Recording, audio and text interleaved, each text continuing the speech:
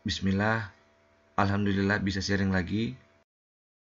Kali ini saya mau bahas aplikasi menarik untuk VirtualOS. Namanya itu adalah Oracle VM VirtualBox. Aplikasi ini free dengan banyak layanan yang bisa dinikmati. Aplikasi ini dimanfaatkan untuk simulasi. Biasanya banyak dipakai untuk simulasi, uji coba sistem operasi, belajar sistem operasi. Bahkan banyak dipakai untuk belajar jaringan. Kita bisa membuat virtual lab. Nanti dalam sebuah aplikasi VirtualBox, kita nanti memungkinkan membuat banyak virtual OS. Tentunya sesuai dengan kapasitas komputer Anda. Untuk menginstal layanan ini terlebih dahulu, silakan download installer yang tersedia lintas platform. Jadi ketika muncul list download, nanti kita bisa download buat Windows, Linux, atau macOS. Untuk mendownload, silakan ketik pada browser Anda, pada Google, dengan kata kunci download Oracle VM VirtualBox. Kemudian klik pada sumber web resminya. Setelah itu download sesuai dengan sistem operasi Anda, tunggu hingga selesai. Selain itu, jika kita ingin mempelajari sebuah sistem operasi, kita tidak perlu lagi menginstal sebuah OS. Kalau dulu ada istilahnya dual OS. Kalau hanya sekedar untuk simulasi belajar, kita cukup menggunakan Oracle Virtual ini.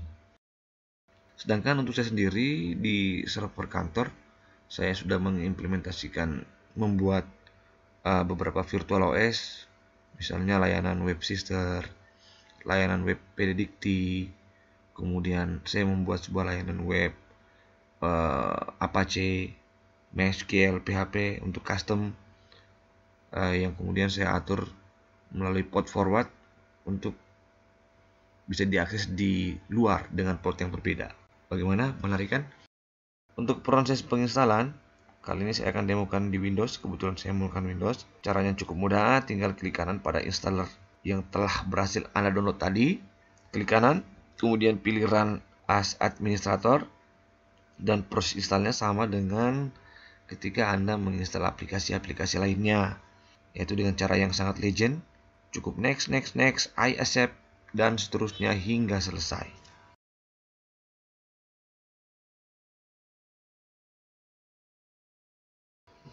Kemudian tampilan aplikasi Oracle VM seperti ini. Nanti akan muncul list OS yang telah berhasil kita buat, yang telah berhasil kita install dengan konfigurasi masing-masing.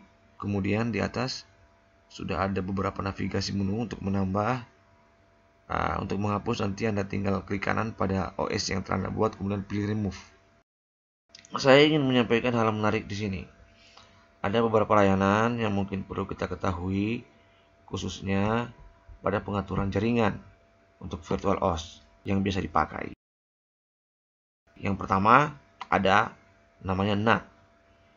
NAT ini nanti dimana ketika komputer fisik atau komputer host telah terkoneksi internet, kemudian kita membuat sebuah virtual OS, kemudian virtual operation system itu kita ingin koneksi ke internet tanpa perlu konfigurasi, maka pilihan yang paling tepat adalah NAT.